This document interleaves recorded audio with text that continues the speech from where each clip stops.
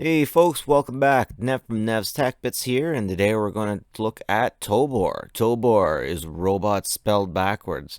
Back in about 1978, this was one of the toys to have. Tobor was supposed to make remote control affordable and cheap, whereas all other remote control things were well over $15. This sucker right here, actually, after the Christmas season, the price came down to about $5. You would move straight and then spin around. It doesn't sound that exciting, but man, the commercial made it look good. This is Tobor. Tobor, the telesonic robot. Batteries not included. He's under your control. With a click from the telesonic commander, to circle, to proceed forward, to circle, or to pick up the support module and return, all on your command. So one thing you learn pretty quickly is that this isn't a remote control vehicle at all. This is a sound activated, much like the Clapper. Unfortunately, I didn't have the remote control clickerator to mine, but this is what it would look like if you had the original. Just a bending piece of metal, I believe, just making a kind of a big old click-click noise. So here's a quick look at Tobor and his completeness, if you're lucky enough to have him. Take a look at those awesome decals, which I have none of. There's the remote, and there's the support module he's supposed to pick up. Very nice. And then there's my Tobor. I definitely don't have all the stickers, but I do, however, have a picture of what the sticker sheet looked like. I bet all of these ones just kind of peeled off of mine over time. You know, these things don't last forever. Apparently the bottom plates don't last forever either.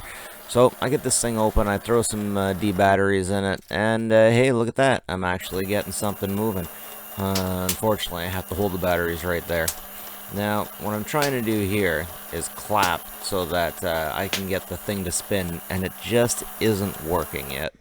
So, time to tear her down, see what makes her tick, and see if we can get her fixed.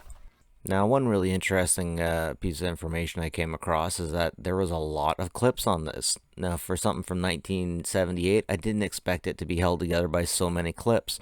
Once I got the two screws out and figured out which clips I was supposed to take apart, hey, you know, no problem. No problem at all. Looking good.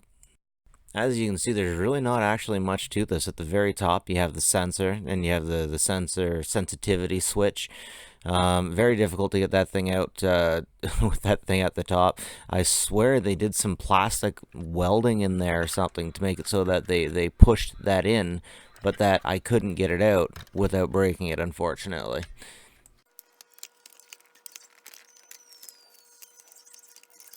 Now, once we get it out, we can see there's really not much to it. Just some capacitors and a sensor. Man, this is a really old circuit board. What more can I say? It's interesting how it's modular, and I can just unplug it from the side. That works very nicely. Now, hold tight, fellas. The ladies love to have a quick, close look at the printed circuit board. Very nice. Very professional. That's what I'm talking about. Yeah.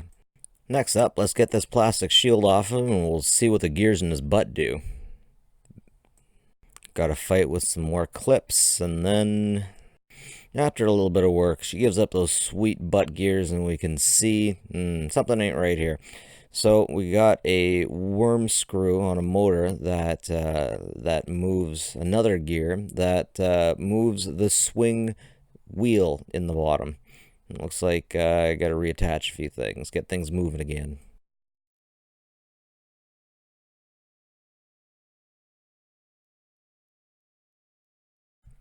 So I had to mess with this guy for quite a while before I could get him to work properly, and I'm not sure I ever actually did get it to work 100% properly. With the noises I was throwing at this thing, I could eventually get it to communicate with me, not communicate, but to take my commands. It would start working like the Clapper, except it wouldn't turn all the way, it would turn a little bit. Actually, it really does seem like that was part of the original problem. That the unit just didn't turn quite like it was supposed to. But like I said here, I got it warmed up a little bit, and then suddenly it starts moving as expected.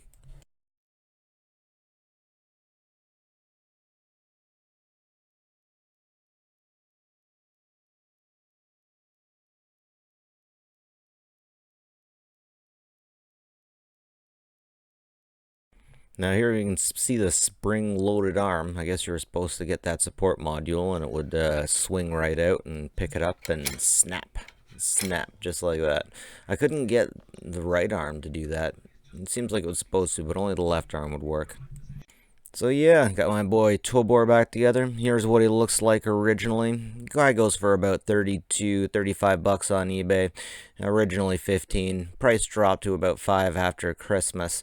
But still, pretty interesting little robot. Those who remember him fondly, or at least remember him. You don't forget Tobor, if you've been given him for Christmas, apparently. Anyways, that's it for me. Tobor, take it away. Tobor is robot spelled backwards. Tobor, the telesonic robot from Schaper.